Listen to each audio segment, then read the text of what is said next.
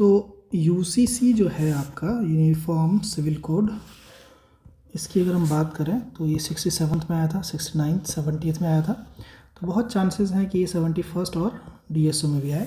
एक burning topic है ये, ठीक है, कॉन्टेम्प्रेरी टॉपिक है, चलेगा। यूसीसी को जो आपको करना है अल्टीमेटली जो भी क्वेश्चन है स्टेक होल्डर अप्रोच से करना है, याद रहेगा। स्टेक होल्डर में कौन कौन है? गवर्नमेंट, आप समझ लीजिए ना, गवर्नमेंट का जो है 3 बॉडी होता है, गवर्नमेंट, लीगल, ठीक है, फिर आपका हो गया कॉन्स्टिट्यूशनल, जुडिशरी, ये हो गया गवर्नमेंट साइड से। अगर इधर देखें तो सोसाइटी तो एक है ही इन जनरल, फिर साथ में आपका वुमेन आएगा और आपका ट्राइबल्स आएंगे और आपका रिलीजियस कम्युनिटीज़ आएंगी। तो ये सारे स्टेक होल्डर हैं।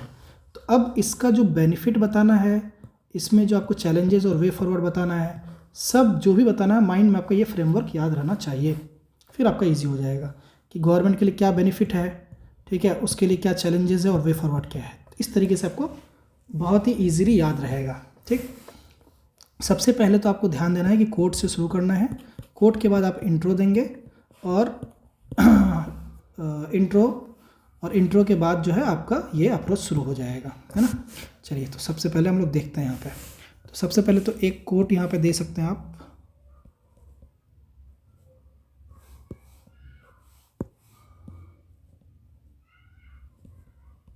ठीक है, यूसीसी के बारे में कोई कोड दे देंगे एक, ठीक। उसके बाद देखो इंट्रो में आपका क्या होना चाहिए, मेन चीज़ देखिए। तो वो हो रहा है UCC is a common set of law governing personal matter, ठीक है, for all citizen of the country irrespective of religion, ठीक। रिसेंटली, ये आपका हो गया यूसीसी का definition. Recently Uttarakhand became the first state to pass uniform civil code, marking a significant step towards implementing Article 44 of the Constitution. This move has reignited national debate around the feasibility of enacting a common civil code across India. अब देखिए इसका benefit देखने से पहले हम लोग देखेंगे वही अप्रोच। स्टेक होल्डर क्या क्या होगा? Government, legal, constitutional, judiciary, society, women, tribal, religious communities. तो सबसे पहले देखिए सोसाइटी, बेनिफिट ऑफ यूसीसी में अगर आएंगे तो आपका पहला है सोसाइटी। आपको बस ध्यान रखना है कि क्या है और उसमें कोई एग्जांपल जो इसको सब्सटेंशिएट करे इस बात को। तो देखिए सोसाइटी में क्या फ़ायदा होगा? इक्वालिटी बिफोर लॉ, जो कि कह रहा है कि same civil rights irrespective of religion और जेंडर। तो ये बात करता है आर्टिकल 14। तो सोसाइटी के लिए ये होगा कि आपका ये जो है आपका सेम सिविल राइट हो जाएगा सबका, irrespective of religion and gender.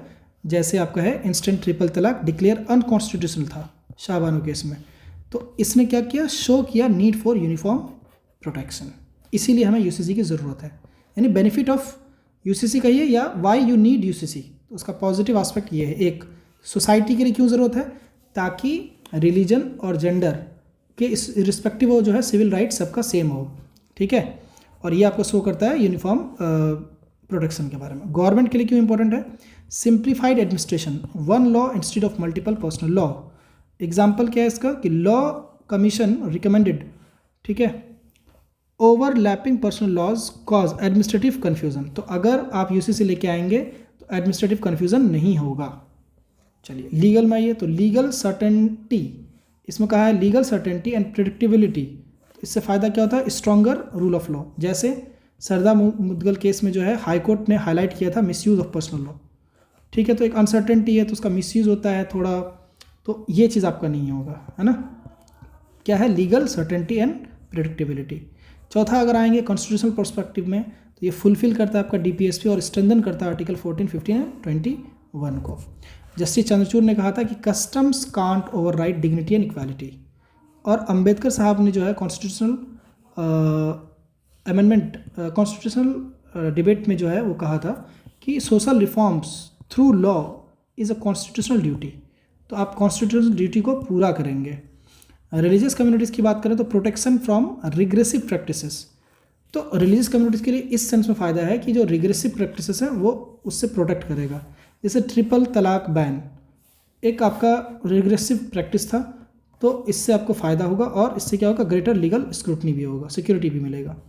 Tribal communities की बात करें तो codification of beneficial customs and protection against exploitation. फ़ायदा क्या होगा? शेड्यूल 4 और 5 का एरिया जो कि आपको अलाउ करता है कस्टमाइज एप्लीकेशन। तो आप अगर उसको कोडिफाई कर दें, जो भी ट्राइबल कम्युनिटीज़ का जो भी आपका स्पेशल कस्टम्स है उसको कोडिफाई कर देंगे, है ना, तो उनको भी एक शांति मिल जाएगा कि ठीक है ये कोडिफाई हो चुका है। वुमेन के लिए क्या है, तो general equality in marriage, divorce and inheritance, ठीक है। CEWAW calls for uniform non discriminatory laws. Judiciary की बात करें तो reduce interpretational burden on courts, ये आपका टेंशन नहीं रहेगा जुडिशरी का, ठीक है। क्यों? क्योंकि देखिए courts often rely on religious texts customs, ठीक है, इंक्रीजिंग सब्जेक्टिविटी। हाँ, और अगर आप ऐसा करेंगे तो फास्टर डिस्प्यूट रिजोल्यूशन होगा। तो ये था आपका कि फ़ायदा क्या होगा। अब आइए आप इसमें चैलेंजेस क्या हैं। तो देखिए चैलेंजेस में देखिए सोसाइटी, है ना, क्यों यूसीसी एक्सेप्ट नहीं करना चाहता है। तो पहला देखिए सोसाइटी में इशू ये है कि lack of consensus in society for UCC. तो यूसीसी के लिए कंसेंसस नहीं बन पाया है, और कोई भी सोशल चेंज अगर हो तो वो सोसाइटी में ही चेंज हो तो वो बेहतर होता है ना। तो चूंकि कंसेंसस नहीं है इसलिए हम यूनिफॉर्म सिविल कोड ना बनाएं, या ये कहें कि ये चैलेंज है हमारे लिए, ठीक है। गवर्नमेंट के लिए क्या है कि union government must balance federal principle under the constitution in ensuring that state legislative power over personal laws under 7 schedule are respected.